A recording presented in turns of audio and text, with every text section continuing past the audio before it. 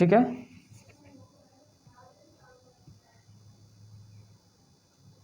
Sign ए बराबर cos A, तो 2 tan ए minus 2 sec ए plus 5 का क्या करना है, आपका मान ज्ञात करना है। मान मतलब समझते हो, वैल्यू। इसके बराबर क्या आएगा, इसको सॉल्व करने पर क्या आएगा वही आपको पता करना है। पहले भाई जो दिया रहता है उसकी मदद से हम लोग काम करते हैं, जो दिया रहेगा उसकी मदद से ही काम करेंगे ना। बताओ, समझ रहे हो बात ना।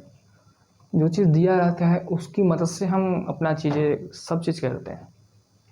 जैसे आपके पास 10 रुपये हैं तो आप 10 रुपये का यूज़ करके उसको 100 रुपये बना सकते हैं। कैसे बनाएंगे बताओ, कई तरीके हैं, कुछ अच्छा करके, कुछ इधर उधर चोरी करके। उस 10 रुपये की मदद से आप बहुत कुछ कर सकते हैं।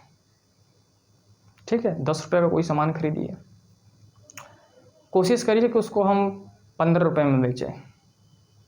समझ रहे बात नहीं, 10 रुपये का सामान खरीदिए और कोशिश करिए उसे हम 15 रुपये में बेचें। कोशिश आपकी फेल हो सकती है और कोशिश आपकी सफल भी हो सकती है। ठीक है, तो जब आप उसको 15 रुपये में बेच दिए, सपोज मान लेते हैं, मैथ पढ़ रहे हैं तो थोड़ा मान के ही चलना पड़ेगा, तो उसे आप 15 रुपये में बेच दिए तो आप 10 रुपये से 15 रुपये बना लिए कि नहीं। अब उसी सामान को 15 रुपये में खरीदेंगे तो आपको और ज़्यादा क्वांटिटी में मिलेगी, हैं, समझ में आ रहा है ना। कोई भाई देखिए, एक चीज़ जैसे खरीदेंगे, जैसे मेरे पास ये पेन है, अगर मैं इसको खरीदने जाऊँगा तो ये हमको 30-35 रुपये का देंगे। ठीक है, अगर हम इसको ढेर सारे बंडल में खरीदें, मतलब इसमें जितना इसका सेट आता है, तो मान लेते हैं एक सेट में 12 होगा। अब ये जो पेन है ये मान लेते हैं कि ये 30 रुपये का है एक पेन। अब 12 पेन खरीदेंगे तब कितना, 12×3=36, 360 का मिलेगा अगर अलग अलग खरीदता।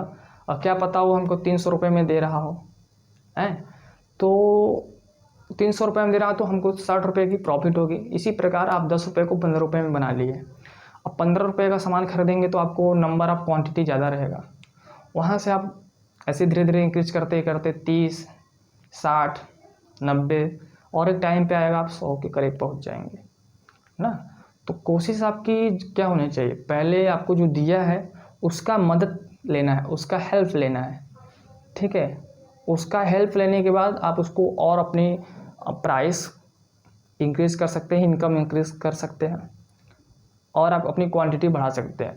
पहले ध्यान दीजिए, अगर कोई दुकान खुलता है, छोटा मोटा दुकान, कभी कभी देखेंगे वो बड़ा आदमी बन जाता है। क्यों? क्योंकि वो निरंतर प्रयास करता रहता है। अब जैसे भाई निरंतर प्रयास करने से रिजल्ट भी आते हैं, रिजल्ट करने मतलब उसकी दुकान बढ़ोतरी हो जाएगी, कस्टमर आने लगेंगे।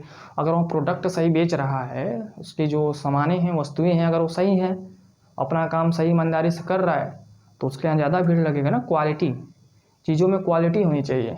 ठीक है, बेचने में तो सब कुछ सब बेच रहे हैं, तो क्वालिटी अब जैसे भाई होगी किसी प्रोडक्ट में तो वो प्रोडक्ट और ज़्यादा सेल होगा। समझ में आ रहा है कि नहीं। तो वहाँ पे कस्टमर बढ़ेंगे तो इनकम बढ़ेगी, उसकी इनकम बढ़ेगी तो क्वांटिटी बढ़ेंगे और लोग वहाँ पे एम्प्लॉय की और ज़रूरत होगी ना।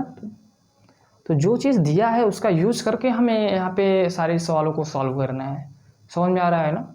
हाँ, अब जैसे इस क्वेश्चन में देखिए आपको क्या दिया है, साइन ए बराबर कॉस ए दिया है। अब दो साइन ए बराबर कॉस ए दिया है, यहाँ पे कोई न्यूमेरिक वैल्यू नहीं दिया है, आंकिक मान नहीं दिया, तो हम यहाँ पे जोड़ डालेंगे। क्या करेंगे, जोड़ डालेंगे।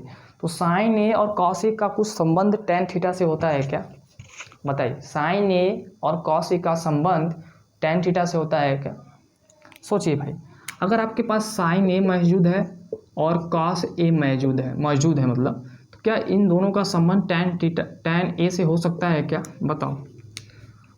यहाँ पे यहीं तो दिए हैं, क्या इन दोनों का जो रिलेशन है वो tan से कुछ मैच करता है क्या। तो हाँ भाई, अगर हम cos ए में अगर हम sin ए से क्या कर दें, डिवाइड कर दें, sin ए में sin ए बटा cos ए है जो कर देंगे तो tan ए मिल जाएगा। तो दोस्त यहाँ पे जो चीज़ दिया है उसको हम यही करते हैं।